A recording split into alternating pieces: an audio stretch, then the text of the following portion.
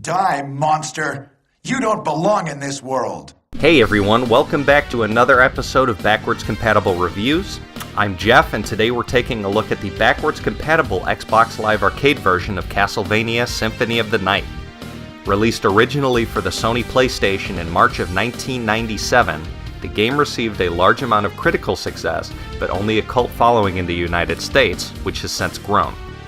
Several versions have been released in the 20-ish years since it originally came out, including the Xbox Live Arcade version in 2007 and a god-awful PSP version the same year, which was buried in an easy-to-miss secret several levels into a remake of Castlevania Dracula X.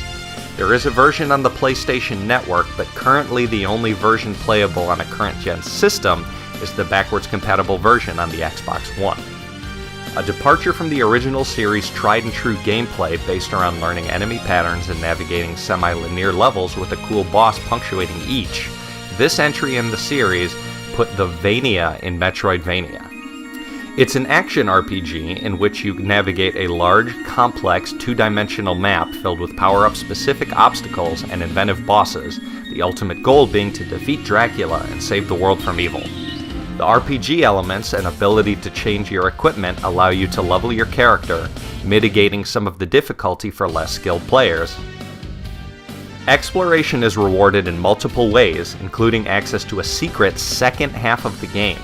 The entire map is flipped upside down in this mode, and you discover the true hidden secret behind Dracula's castle, at least in this timeline. Performance! The game runs beautifully on Xbox One, as it did on the Xbox 360. This version is an updated port of the original with a new user interface outside of the game, ability to tweak graphics, achievements, and more.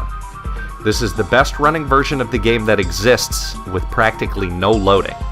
Going back to the original versions, both on the PlayStation and emulated on the PC, I found that load times between zones and during cutscenes caused jarring interruptions in the pacing of the levels.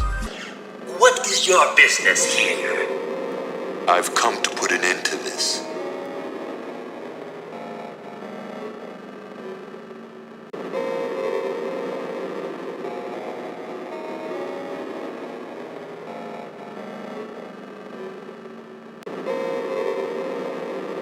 Still befriending mortals.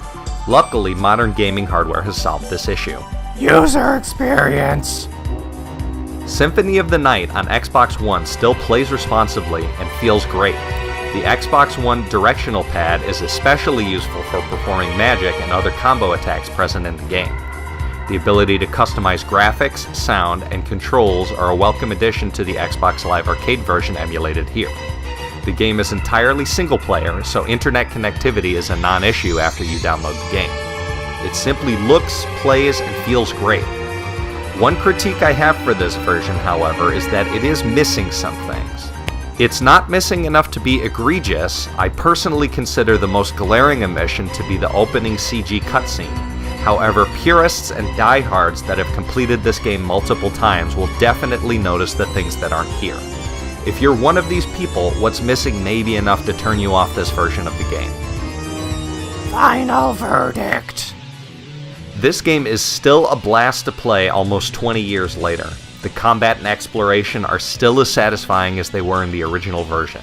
The backwards compatible version available now on Xbox One is, in my opinion, the best version of the game available now. But to be sure, this game is great on almost any version you can find. It's $10. Buy it. This is one of the originators of the metroidvania genre of games. It's a classic that still holds up to more modern takes on the genre. If you enjoy this style of game, and you've never played this before, what are you waiting for? Hey everybody, thank you for watching, and I hope you enjoyed this episode of Backwards Compatible Reviews. If you liked what you saw here, definitely click like on the video, and if you want to see more, click the subscribe button.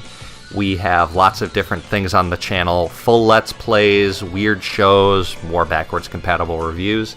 Once again, thank you. I hope you enjoyed yourself, and I will see you next time.